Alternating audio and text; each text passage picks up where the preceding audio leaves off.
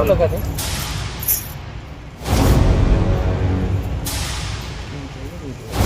तिथं झोपलो. अशी दोघांच्या मध्ये होतं ते बाळ. ते वाघ आला आणि घेऊन गेला. दोघांच्या मधून दोघांच्या मधून नेलं. करडू होतं शेजारी बसलेलं. करडाला नाही तोंड लावलं, बकरांना नाही लावलं, कुत्र होतं कुत्र्याला नाही लावलं, बाळालाच घेऊन गेलं. किती वाजता घडली घटना? 5-5:30. घेऊन गेल्यानंतर मग इथं बाळ ओरडलं, मोठ्याने आरडलं. मग कसं समजलं का बुवा मग बघितलं ते बाळ मुलगा होता का मुलगी? मुलगी होती. ती केकलेला ते असं इथं गेल्यावर लगेच बाळ आरडलं ना.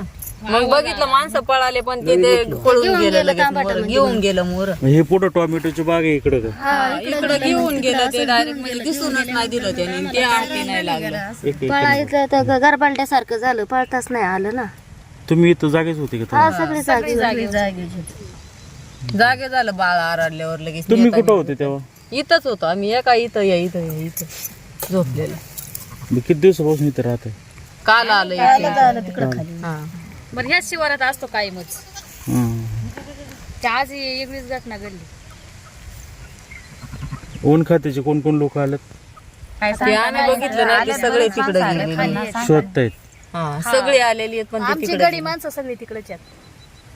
आणि हे ते बसलेत ते कोणी? हे ते वडील आहेत त्या ते पोरीचे बाळाचे. आणि आई? ही आई आहे. मम्मी ते.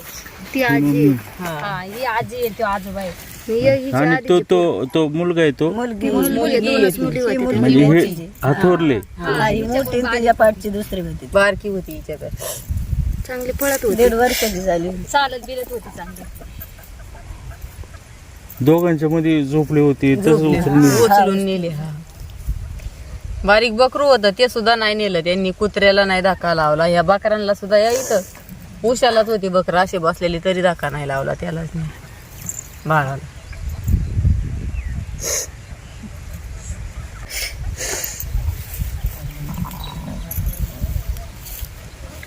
कुत्रे वगैरे होते ते पण काय आवाज आला? कुत्रा नेलं त्या दिवशी. ते तिथं बसायला होते त्या दिवशी. बकरू मारलं. कधी ते? आता 2-4 दिवस झाले. कुत्र पण नेलं आणि एक बकरू मारलं त्यांनी. तिथून इथं आले परत. इथं पण असं झालं. तुम्ही मग असं इकडं आतमध्ये याच्यामध्ये झोपायला होतं ना इथं एवढं? त्याच्यात ते बकऱ्या अंगावर येतात ना हो. त्यामुळे बारकाल्या बाळांना मग त्यामुळे आम्ही बाहेरच झोपायला लागत आम्हाला. त्याच्या अंगावर तुडवी त्यात ना बरं नक्की बिकी लागते डोळ्याला म्हणून आम्ही बाहेर. डोळ्या बिळ्यावर पाय देऊ नये म्हणून आम्ही बाहेर झोपतो. नाव काय यांचं? त्या यांचं संजू. संपूर्ण सांगा. काय नाव होतं यांचं? संजीव मोहन कोळेकर. कोळेकर. अच्छा. आणि त्यांच्या मुलीचं नाव काय होतं? संस्कृती. संस्कृती. आणि गाव कोणतं आहे त्यांचं? धोत्रे तालुका पारनेर. पारनेरवरून आले. जिल्हा नगर.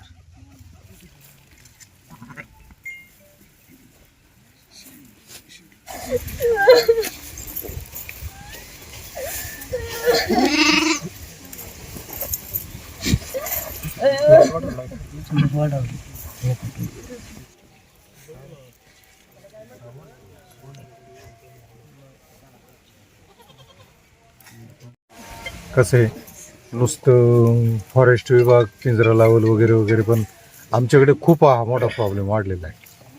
आणि या गावाच्या एका कोपऱ्यात असं नाही, प्रत्येक कोपऱ्यामध्ये बिबट्यांची संख्या आहे. संख्या कंट्रोल करणंच गरजेचं आहे. हा ना, काहीतरी काय वरच्या लेवलला निर्णय घ्या. बरं, दैनंदिन चारही वाड्यावर संघच वाघ येतात. डायरेक्ट चारही वाड्यावर संघच वाघ येतात. पाठी येणार, निम्या रात्रीला येणार, कधी पण फार सारखं चालूच आहे. बंदच नाही डायरेक्ट. तिकडे पण 7-7:30 इथं जेव्हा दिसला ना, इथं ओरड झाली, तिकडे लगेच चालू करतात दुसरीकडे. टाइमच नाही. बरं, 2-3 असतात, 2 पिल्ल, 1 वाघ किंवा 2 रात्री 10-11 लाईट येते, चालू करायला गेला का वाघ भेटतो तो रोज नियम. हे काय इथंच नाही ये रे, मला कायम वाघ इथं भेटतो. लाईट करू माझ्या ऊसात आहे ना तिथं वरती, म्हणजे बकरू खाऊन टाकलेले काही दिवस बंद नाही, बकरू नाही एकही दिवस बंद नाही, काही दिवस बंद नाही. आता फॉरेस्ट वाल्यांना बघायचं आहे म्हणजे मी आता सकाळी बघून आलो तिथं आहे पडलेली बॉडी पडलेली बकरा यांचं परवा दिवशी खाल्लं यांचं. याच्यामध्ये गव्हर्नमेंट एवढं त्या वाघांना सिक्युरिटी देते, काय त्याचा फायदा काय एवढा? त्याचा आउट करून टाका ना ते डायरेक्ट. काय त्याचा फायदा, बेनिफिट काय त्याचा? हे असे प्रसंग जर घडत असेल त्याचा फायदा काय आपल्याला? नाही, लय मोठी दहशत ही. काय लय मोठी दहशत. आता मला सांगा, एवढी लेबर लोक आपल्याकडे एमपीची युपीची सगळी येते, बाहेर झोपत आहेत लोक सगळी. आपली लहान लहान मुलं इथं शाळेत जाते, मराठी शाळेमध्ये. फायदा काय त्याचा?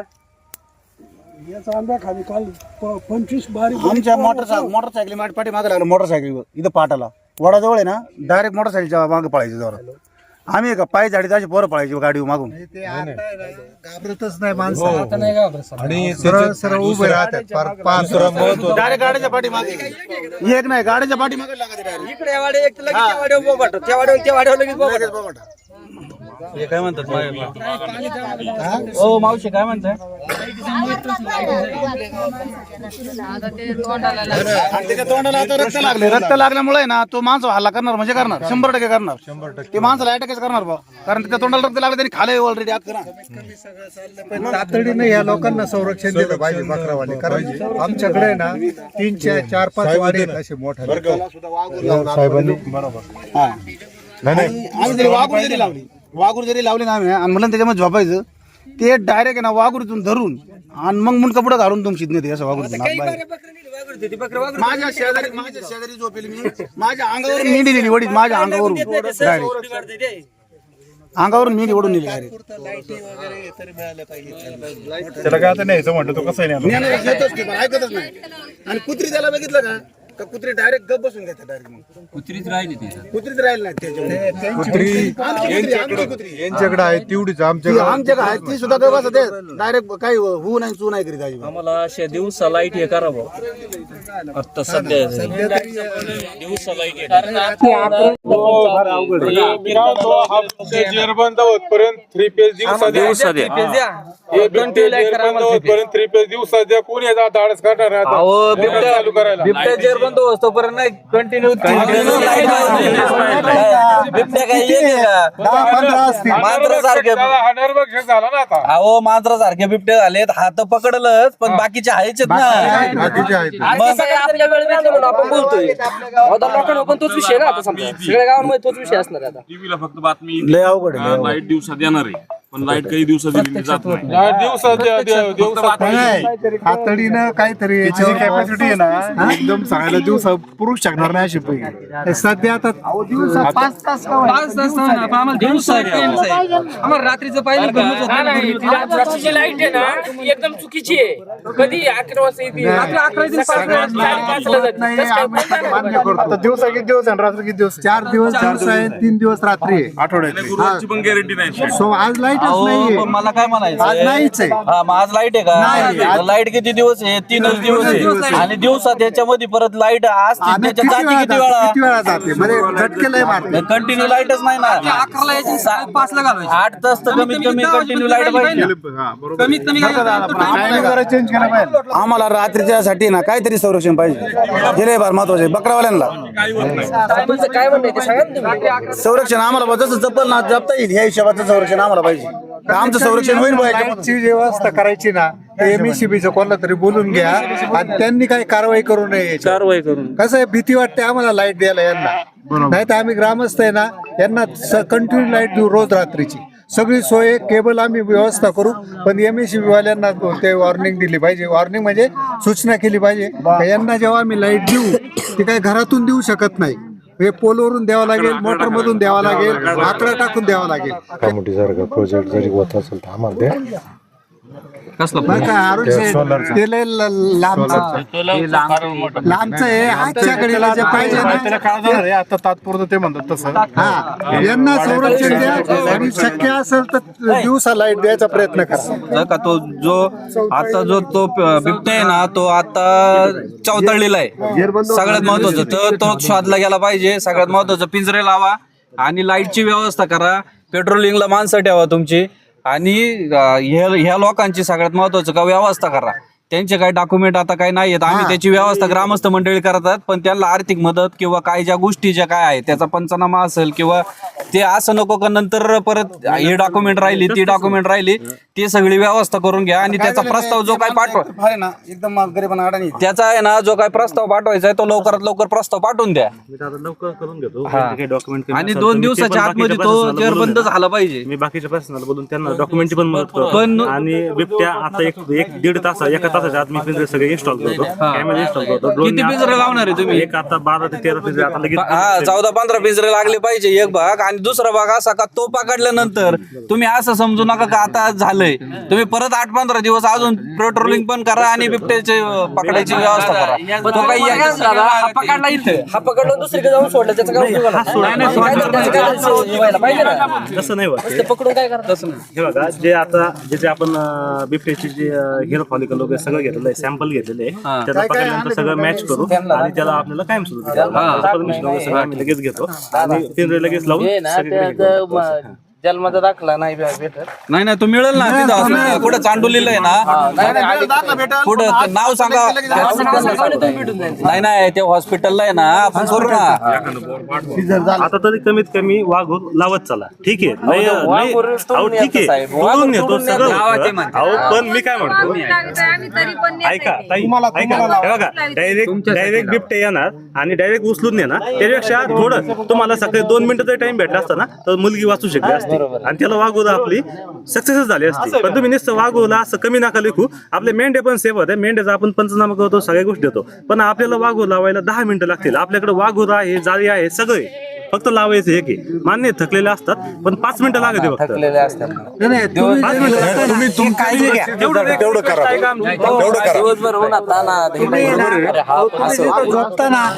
तिथं झोपताना त्या बाजूला वाघूर जर लागली असती तर हे प्रसंग टळू शकतो. मेंढीच्या माग शेळीच्या माग वाघ बिबट्या राहतो. मान्य. तुम्ही यांची मिटिंग घेतली का? मी साहेबांची मिटिंग घेतली, त्यांना मी एकदम सगळं समजून सांगितलं आणि जवळपास माझ्याकडे फोटो पण आहेत मिटिंगचे. सगळे लोक आले, सगळे मला हा म्हणले. मी यांना हे पण म्हणलं होतं पुढं, म्हणजे मी तुम्ही जर वाघू स्वतः नाही लावली तर मी तुमचं पंचनामा नाही करणार. मी याच्यावर पण उतरलं होतं पार, हे नाही केलं असं नाही देणार म्हणून, नियमात नसतं नाही केलं, पण तरी पण यांनी काय वाघू काय लावलीच नाही. इथून पुढे मग मी विषय सोडून दिला शेवटी यांचा. हे आता आले पण मी नाही. आता ही आपल्या शिरोली गावामधली अत्यंत दुर्दैवी अशी घटना आहे आणि ज्या पद्धतीने ते वाघाने ते लहान लेकराला नेलं ते सर्वच इथं शेतकऱ्यांना त्या कुटुंबाला हुरहुर वाटले. शेवटी ज्याचं लेकरू गेलं त्याची परिस्थिती काय असेल हे आपण सगळेजण समजू शकतो. इथं सर्व ग्रामस्थ, कारखान्याचे चेअरमन सगळे काळजीपोटी इथं आलेत आणि ह्या घटनेला सामोरं जात असताना किंवा याचा बंदोबस्त करण्यासाठी काय काय केलं पाहिजे या ग्रामस्थांच्या आणि जुन्नरच्या शेतकऱ्यांची भावना खूप तीव्र आहे. ठीक आहे, ही अशी घटना, अशा अनेक घटना घडलेल्या आहेत. तिथं उमरदला घडली, आळ्याला घडली, कांजळीला घडली की जिथे ॲक्सिडेंटमध्ये एक मुलगा एक्सपायर झाला. आणि म्हणून या बिबट्याचा प्रादुर्भाव जो वाढला आहे तो नागरी वस्तीमध्ये येऊ लागलेला आहे, तो माणसांवर हल्ला करू लागला आहे, याची संख्या खूप मोठ्या प्रमाणात वाढलेली आहे. आणि आता ह्याच गावामध्ये या शेतकऱ्यांना जर विचारलं तर जवळपास 10 ते 12 बिबटे त्यांना प्रत्येक ठिकाणी तो दिसतो आणि सारखं दर्शन होतं. रात्रीच नाही तर दिवसा पण दर्शन होते आणि त्याचे बऱ्याच ठिकाणचे आपण व्हिडिओज वगैरे सगळे पण पाहतो. आणि तो काय असं भेट नाही असं बिबट्या. त्याला जर अटॅक करायचा असेल आणि त्याला भक्षक पाहिजे असेल तर तो काय मागं पुढं पाहणार नाही. शेवटी शेती करणारे शेतकरी वर्ग आहे, त्यांना जरी असं किती फॉरेस्टवाल्याने काउन्सिलिंग केलं की खाली बसायचं नाही, ते बिबट्याच्या नजरेखाली हे नाही पाहिजे, ते लहान मुलांवर अटॅक करतो, तर शेती करताना उभे राहून तर काही शेती करू शकत नाही. वाकून नाही तर बसूनच काय काय तिथं करावं लागतं. दिवसा MSCB काय सगळीकडे वीज पुरवत नाही. 4 दिवस दिवसा तर 3 दिवस रात्री, ज्या 4 दिवसामध्ये 1 दिवस परत शटडाऊन असतं. आणि म्हणून शेतकरी हा पुरता हवालदिल झालेला आहे या बिबट्याच्या समस्यामुळं. आणि ह्या बिबट्याच्या समस्या याच्यावर काहीतरी 100% तोडगा निघाला पाहिजे. ह्या बिबट्याच्या समस्या तोडगा निघण्यासाठी आपल्याला काय काय गोष्टी करायला लागेल ते आम्ही अनेक पत्रव्यवहार करून त्याच्यावर एक फॉर्म्युला ठरलेला आहे की ज्याच्यामध्ये बिबट्या प्रवण क्षेत्र असणारा हा आपलं जुन्नर वन विभाग आहे, ज्याच्यामध्ये जुन्नर, खेड, आंबेगाव, शिरूर हे जे गोष्टी आहेत तिथल्या DCF पासून DFO पासून सगळ्यांनी नसबंदीचं प्रपोजल केलेलं आहे.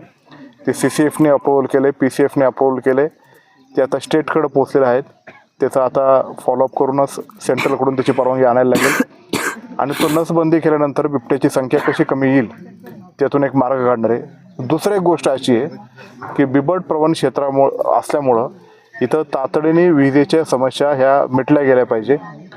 एक आपत्तीग्रस्त तालुका म्हणून या बिबट्याच्या मुळे हा जर सरकारने ते लिस्ट केलं तर या तालुक्याला आणि या परिसराला एक विशिष्ट दर्जा तो प्राप्त होईल की जेणेकरून हे लाईटीचे प्रश्न, इथं अजूनही टास्क फोर्स लावणं, इथं अजूनही बिबट्याला जेरबंद करण्यासाठी अजूनही यंत्रणा लावणं, ही सगळी मदत होईल. त्याचंही प्रपोजल गव्हर्नमेंटपर्यंत गेले, ते आता अप्रूव्ह करून त्याच्या काही फॉर्मॅलिटीज करून ते करणार आहे. पण तोपर्यंत सर्व शेतकऱ्यांनी ही काळजी घेणं हे गरजेचं आहे. शेवटी हे जे मेंढीवाले असतील हे आमच्या शेतात येतात, ते उघड्यावर झोपतात, बाहेरचे लेबर MP वगैरे तिकडचे ते उघड्यावर झोपतात, त्याची काळजी आपलं एकत्रितपणे घेणं गरजेचं आहे. या शेतकऱ्यांनी सांगितल्याप्रमाणे ही जी बाहेरचे लेबर असतील त्यांना सुरक्षा पुरवण्यासाठी जे काही विजेचं कनेक्शन तात्पुरत्या लेवलचं तिथं द्यायला पाहिजे. हे MECBच्या अधिकारी बोलून त्यांना रितसर त्याची शहानिशा करून त्यांना ती मुभा द्या की जेणेकरून त्या स्ट्रीट लाईटवरून ओढणं किंवा डायरेक्ट तारांवरून घेणं किंवा असलेल्या कनेक्शनमधून ते मोटारीतून त्यांना लाईट उभी करणं की जेणेकरून ते शेतकरी त्याच्या लेवलला करतील, पण त्यांना ती परमिशन दिली पाहिजे. या दृष्टिकोनातून ते MECBच्या अधिकाऱ्यांशी बोलेल. विशेषतः या जुन्नर तालुक्यामधल्या ह्या बिबट्याची समस्या खूपच अधिक झालेली आहे. त्याची संख्या खूप वाढल्यामुळं झालेली आहे आणि ते संख्या बंद जोपर्यंत होत नाही तोपर्यंत होणार नाही. या तालुक्याचं लोकप्रतिनिधी या नात्याने या बिबट्याच्या समस्याच्या बाबतीत निश्चित प्रकारे गंभीरपणे दखल घेतलेली आहेत आणि ते अजून अधिक तीव्रता घेऊन एखाद्या 2 गोष्टी कामं मागं राहिले तरी चालेल, पण बिबट्याच्या बाबतीत या आपल्या उपाययोजना केल्या गेल्या पाहिजे की सातत्याने या लोकांचा प्रतिनिधी म्हणून ही माझी ती मागणी असणार आहे. अशा अधिकाऱ्यांना पण विनंती आहे की बिबट्याचा जो अटॅक होतो ना त्याच्या आधी काही ना काही त्या एरियामध्ये काही गोष्टी अशा घडत असतात की जेणेकरून त्याची चाहूल लागते की इथं काहीतरी घटना घडणार आहे. ज्या ज्या ठिकाणी घटना घडल्या त्या त्या ठिकाणच्या आधीच्या बिबट्याच्या मुवमेंट्स आणि त्या सगळ्या गोष्टी ते निदर्शनास येतात, तेव्हा तिथले लोक ते वनरक्षक आणि वनपालनाच्या निदर्शनास काही काही ठिकाणी आणून देतात. तेव्हापासूनच तिथं अजूनही अधिक काउन्सिलिंग आणि त्या त्या गावांमध्ये त्याचं ट्रेनिंग आणि तिथल्या गावातल्या बिबट्याच्या बाबतीत दक्ष राहण्यासाठी नागरिकांना जे सांगणं किंवा वनरक्षक असतील वनपाल असतील त्यांनी पण हे जे काय वाडे जिथं जिथं आता म्हणजे प्रस्थापित होतं की जिकडं ते जातात राहतात तिथंही त्यांचं अतिक लक्ष पाहिजे.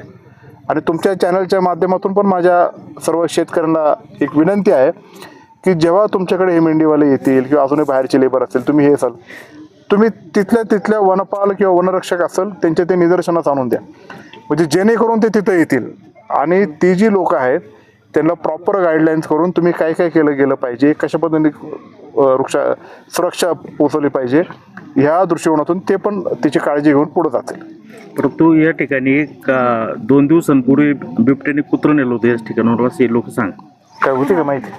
कुठून नेलं वगैरे हे गोष्टी आपल्याला यांना सांगितलं होतं वनरक्षकांना, त्यांना म्हणजे समजा असते घटना आपल्याकडं. आपल्या तिथं होता वाडा यांच्यावाला याच्या आधी तर यांची 3 बकरी आणि 1 कुत्रे असं 4 हानी झाली. ते नाही पण ती घटना कळवली का?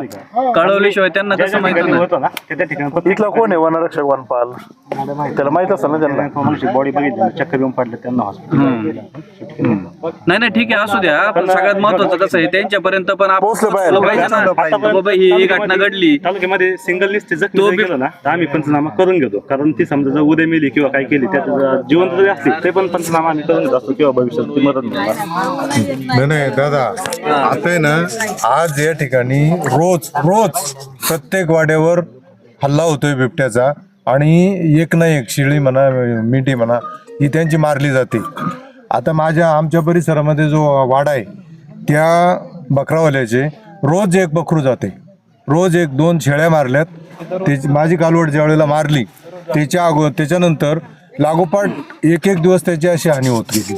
शेळी मारलेली, बकरं मारलेली, म्हणजे रोजच हे नित्याचा बिबट्याचा हल्ला ठरलेला आहे. नाही साहेब, सगळ्यात महत्वाचं कसं आहे का तुम्ही प्रत्येक याच्यावरती ना इथलं वस्त्यांवरती तुम्ही एक एक पिंजरा लावून टाका. आणि आता तर ह्या तर बिबट्याला तर तुम्ही जेरबंद लगेच तो 2 दिवसात हे करून टाका, पण एक 15 दिवस सगळे करा माहिती त्यातून कळलं कुठलं आहे काय का आता सुभाष शेट्टीने सांगितल्याप्रमाणे ज्या वेळेला कारखान्याचं हार्वेस्टिंग मोठ्या प्रमाणामध्ये चालू होतं ह्या पिरियडमध्ये, त्यावेळेला बिबट्यांची लपण्याची जी जागा आहे ती त्याला कमी होती आणि तो साहजिक आहे त्या ठिकाणी आता बाहेर पडतो. आणि बाहेर पडल्यामुळं का तो अटॅकचं प्रमाण त्याचं मोठ्या प्रमाणामध्ये असतं. आता या ठिकाणी जे अटॅक झालाय तर ह्या परिसरामध्ये शिरोली, खुर्द, बुद्रुक, तेजवाडी, कुमशेत या परिसरामध्ये माझ्या माहितीप्रमाणे 50 ते 55 बिबटे या ठिकाणी वास्तव्यास आहे. आणि रोज या आत्ताचा जो काय कांदा काढणीचा पिरियड आहे याच्यामध्ये या आपल्या आजूबाजूच्या तालुक्यातून आपल्या तालुक्यातले बकरावाले मोठ्या संख्येने या ठिकाणी येत असतात का कांद्याचा जो पाला आहे तो चारण्यासाठी आणि शेतामध्ये राहतात. तर प्रत्येकाच्या रोज कुठला ना कुठला तरी बिबट्या त्याच्यावरती हल्ला करत असतो.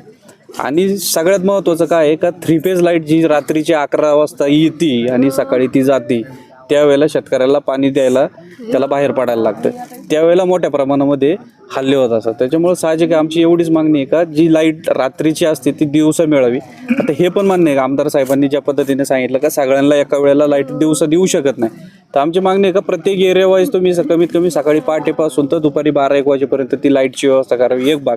दुसरा भाग का आताच त्यांनी सांगितलं का बा नसबंदीचा विषय जो काय अनेक दिवसापासून आपल्या पुढे येतोय तर त्याचा प्रस्ताव कुठपर्यंत गेला कुठपर्यंत नाही गेला तो पण त्यांनी सांगितलं, तर तो लवकरात लवकर तात्काळ त्याच्यावर कार्यवाही व्हावी आणि तो प्रस्ताव या ठिकाणी लवकर मंजूर व्हावा, जेणेकरून आता जी संख्या आहे ती तरी कमीत कमी स्टेबल त्या ठिकाणी राहील आणि ती पुढं वाढणार नाही. आणि मग त्या पद्धतीने एक आमची त्या ठिकाणी मागणी असेल. आणि दुसरी बाग असं का फॉरेस्ट डिपार्टमेंटनी एक सतर्क राहून ज्या पद्धतीने अगोदरच त्याची कल्पना मिळते का मेंढपाळ या ठिकाणी बसलेत कुठं बसलेत किंवा शेतकऱ्यांनी एखादी मेंढी खाल्ली असेल, कुत्रं खाल्ला असेल किंवा तो दिसला असेल तर तात्काळ वन विभागाला त्या ठिकाणी रिपोर्टिंग केलं पाहिजे की बाबा या ठिकाणी बिबट्या दिसला किंवा त्याने कुत्रं खाल्लं किंवा कुठला प्राणी या निमित्तानं खाल्ला. म्हणजे आता ह्या गोष्टी चालू असताना सुभाष शेटच्या शेतामध्ये एक बकरू खाल्लेलं आहे तर ते कोणाला माहीत नाही, ते त्यांनी आता म्हणजे सकाळी बघितलं आणि त्यांनी आत्ता सांगितलं का बाबा तिथं सुद्धा बकरू खाल्लेलं आहे आणि त्याचे काही अवशेष त्या ठिकाणी पडलेले आहेत. तर ह्या गोष्टी तिथपर्यंत सांगितलं गेलं पाहिजे जेणेकरून ते पण त्या ठिकाणी पेट्रोलिंग करतील आणि जर अत्यावश्यक असेल तर तो जेरबंद करण्यासाठी ज्या काही उपाययोजना करायच्या त्या करतील. तात्काळ आता त्यांनी या ठिकाणी व्यवस्था केलेली आहे. या कुटुंबाला खरं तर दुःख झालं, तुम्ही सगळे मंडळी बघत आहात. शासनाने त्यासाठी लवकरात लवकर त्याचा प्रस्ताव करून पंचनामा करून काय काय गोष्टी त्यांना मदत करता येईल त्या लवकरात लवकर केल्या पाहिजे अशी सर्व ग्रामस्थांच्या वतीने या ठिकाणी मागणी राहील. धन्यवाद. आता ही जी घटना घडलेली आहे काय मदत होणार आहे वन विभागाच्या माध्यमातून? वन विभागाच्या आपल्या शासकीय नियमाप्रमाणे 25 लाखाची मदत अशी काही घटना घडलेली असते तर त्यासाठी ती 25 लाखाची मदत लवकरच होईल. यांचे डॉक्युमेंट पण मी करून घेतो. त्याच्यामध्ये जे काही इमिजिएट पैसे द्यायचे असतात ते इमिजिएट 10 लाख आहे ना, त्याचं मी लगेच चेक आहे ना लगेच ऑफिसला जाऊन आहे ना वरिष्ठांशी बोलून लगेच उद्या संध्याकाळपर्यंत मी व्यवस्था करतो. तुम्हाला काय वाटलं तर मला सांगा. नाही आहे सगळं मी व्यवस्था करतो, काय अडचण नाही राहणार त्याच्यामध्ये. आणि यांचे काही डॉक्युमेंट पण जर काही कमी असेल तर मी बाकीच्या प्रशासनासोबत बोलून त्यांचे डॉक्युमेंट पण क्लिअर करून घेतो. प्रत्येक जेवढी लागेल तेवढी सहकार्य करतो. आता बिबट्या पकडण्यासाठी आपण एक 12 ते 13 सगळ्या ठिकाणी पिंजरा लावून आता इथं बघितलं आपण सकाळपासून पाहणी केली. बिबट्या आला कुठून आणि बिबट्या गेला कुठं ह्याचे सगळे निशाण काढलेले आहे आणि ऊसाचं क्षेत्र आहे इथं बऱ्यापैकी. तिथं आपण बरोबर स्ट्रॅटेजिक लोकेशनला तिथं भक्ष्य ठेवून पिंजरा लावू आणि त्याला लगेच पकडण्याची तात्काळ कारवाई करू. फक्त मला एक विनंती राहील, फक्त बाकीच्यांनी इकडं तिकडं न फिरता थोडा कमी डिस्टर्ब केला एरिया तर आपल्याला बिबट्या पकडण्यामध्ये लवकर मदत होईल. तो बिबट्या तुम्ही पकडल्याच्या नंतर कुठं ठेवणार? बिबट्या पकडल्यानंतर आपण त्याला लगेच त्याचा एक रिपोर्ट बनावं लागला. आपल्याला एक कमिटी असते, ती कमिटी लगेच रिपोर्ट करायला होती आणि त्याला कायमस्वरूपी ठेवण्याचे आपल्याकडं आदेश वरतून लवकर येतील, काही अडचण नाही त्याला. अगोदर ज्या बिबट्याने जीव घेतले होते त्यांना कायमस्वरूपी आपल्याकडे जेरबंद आहे. माणिक डोमध्ये आपली 44ची कॅपॅसिटी होती. आत्ताच आपला एक कृष्ण पाटबंधारे विभागाची जी जमीन आहे आपल्याला 12.69 हेक्टर तर ती पण एक्सटेन्शनसाठी आपल्याला शासनाने पैसे 1,26,00,000 आपल्याला मंजूर दिले आहे. ते आपण त्यांना वर्ग पण केले. एक 2 ते 10 दिवसात आपल्याला ती जागा पण भेटला आणि पुढे माणिक डोस एक्सटेन्शन पण होईल. आपलं म्हणजे बिबट्यासाठी आपल्याला डबल किंवा आपण म्हणजे आता सध्या माणिकडोह आपलं 4 हेक्टरवर आहे, तर ते भविष्यात 16 हेक्टरवर होईल. म्हणजे आपण डबल ट्रिपल किती पण साईजचे आपण बिबटे आपल्याला तिथं ठेवता येतील. तर मागं आपल्याला नसबंदी करायची तर नरांची करायची का मादींची करायची, त्याच्या बाबतीत एक व्यवस्थित केस स्टडी जे आपल्या 10 ते 20 वर्षांचा जो अनुभव आहे फॉरेस्ट डिपार्टमेंटचा, त्याच्याविषयी आपला एक अहवाल बनवलेला आहे. अहवाल वरिष्ठांना सादर केलेला आहे. आता त्यांचं आम्ही एवढ्यात आता फॉलोअप घेतला नाही, पण तो आता नक्कीच तो PCCF ऑफिसच्या वरिष्ठ पातळीपासून पुढे गेलेला असेल. तो राज्य शासनाकडून केंद्राला जाईल, केंद्राकडून वरिष्ठ पातळीवर मीटिंग होऊन त्याच्याविषयी चर्चा होईल आणि मग तिकडून त्याला आपल्याला परमिशन आली, जर परमिशन आली तर आपल्याला लवकरात लवकर तिथं सगळं तालुक्यासाठी करता येईल प्रयत्न. पण तरी पण आपली जरी नसबंदी झाली किंवा काही झालं आणि आपल्याला तरी पण आपली लगेच बिबट्याची नसबंदी झाली म्हणून आपली काळजी काही संपलेली नसेल. म्हणजे बिबट्या जुन्नरमध्ये 5 किंवा 10 किंवा 50 जरी बिबटे राहिले तर ही आपल्याला वाड्यांना सेफ करायसाठी कुठं वाघोर लावणे किंवा शेतीमध्ये आपण पाणी भरायला जाताना किंवा कधी पण जाताना एक काठीसोबत असावी. हे बघा, आम्ही पण फॉरेस्टवाले पण माणसंच आहे, आम्ही पण एकदम घनदाट जंगलात ड्युटी केली आहे, कधीही कुठे अटॅक झाला नाही. का तर कायम आपण सतर्क असतो, आपण चाललेलो असतो भविष्यात. आणि बिबट आपला हा गुडघा एवढा प्राणी तो असं, आणि अटॅक होता नाही कधी पण मानेवर अटॅक होतो जनरली. तर मानेवर अटॅक असा समोर कधी अटॅक होत नाही. त्यासाठी आपल्याला फक्त काळजीपूर्वक आपण गेलो पाहिजे शेतीमध्ये, नाही तर आपण पण असं काळजी सोडून नाही जाणार आपल्याला. पाठलाग कसं आहे माहिती आहे का, खरं म्हणजे हे बघा बिबट्या, हे बघा बिबट्यांचं कसं आहे माहिती आहे का, आपल्याला काय वाटतं आपण गाडीवर चाललेलो असतो, रात्रीची वेळ असते, कधी कधी बघा आपल्याला एखादं झाड दिसलं तरी पण आपलं कधी कधी माणसं घाबरतात. ही आपली माणसाची टेंडन्सी.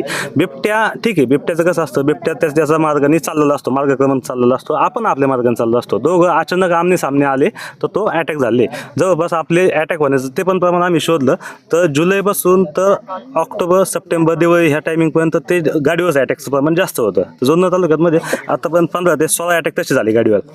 पण ते अटॅक कसे झाले, कुठं फक्त वरखडा बसला किंवा थोडं रक्त आलं, असे अटॅक झाले. आता बिबट्यानं जर ठरवलं, आता काही म्हणतात नाही बिबट्या ठरवून बसतो इथं आणि आमची वाट पाहत असतो, तसं नसतं. जर बिबट्यानं जर ठरवलं ना तर एकदम त्याचा पंजा काय साधा नाही पडणार, वर काय अटॅक साधा नाही. त्या दिवशी आपल्या आरे फाटीवर जी घटना घडली, वनरक्षक जो अटॅक झाला, तर तिथं जास्त लागलं, म्हणजे जास्त इथं माणसाला भाग वगैरे निघाला. कारण काय, तो ठरवून झाला अटॅक. तसा हा गाडीवर झालेला आपला एक अनवधानाने झालेला अटॅक नाही का. चालूमध्ये त्याला तो पण माणसापासून घाबरतो, आपल्याला कधी दिसत नाही, तर चालूमध्ये तो आला तर लगेच तो अटॅक होतो. फक्त आपण रात्री जाताना काळजी घेतली पाहिजे. आणि आपले जुन्नर तालुक्यातले जे आपले झाडोरा वगैरे आहे, जो टणटणी किंवा रायमुनी म्हणतात त्याला, लँटर्न जी स्पेसिस आहे ती आपण जर काढली, क्लिअर केली ना बऱ्यापैकी ग्रामपंचायतच्या रोडच्या माध्यमातून किंवा आपल्या PWCच्या माध्यमातून किंवा बाकीच्या दुसऱ्या कोणत्या निधीतून झाली तर तो अटॅक आपले कमी होऊ शकतात. तर आपल्याला एक अटॅक कमी करावं लागेल, रोडवरचे अटॅक कमी करावं लागेल. आपले मेंढपाळ लोक आहे तर त्यांचं एक आपल्याला सेफ करावं लागेल, वागवं लावून. असे एक अटॅक आपल्याला कमी करावं लागेल. असं एकदाच नसबंदी झाली म्हणजे आपले अटॅक संपले असं नाही होणार. पण त्यासाठी सगळ्यांनी एकत्रित आलं पाहिजे, सगळ्यांनी मदत केली पाहिजे, तेव्हा ही गोष्ट शक्य होईल. आणि प्रस्ताव राज्य शासनाच्या मार्फत केंद्र शासनाला गेला पाहिजे नसबंदीचा, कुठेही प्रक्रिया जी आता PCFच्या वरिष्ठ लेवलला आहे, ते आता स्टेटकडे येईल, स्टेटकडून ते सेंट्रलला जाईल आणि सेंट्रलची जी फॉरेस्टचे डिपार्टमेंट आहे त्यांची कमिटी आहे, त्याच्यामध्ये चर्चा करून तो निर्णय होईल.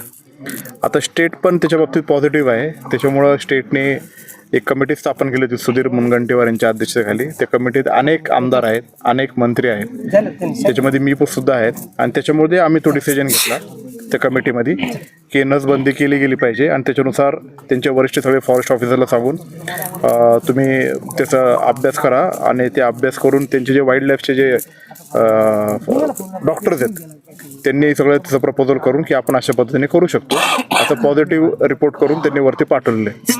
आता तो स्टेटकडं येत्या काही दिवसात सादर होईल, तो झाला का सेंट्रलकडे जाईल आणि सेंट्रलकडून तो लवकरात लवकर अप्रूव्ह व्हावा याच्याकरता माझ्याकडून असेल, स्टेटकडून असेल, जे काय आपले प्रयत्न करता येईल ते प्रयत्न करू.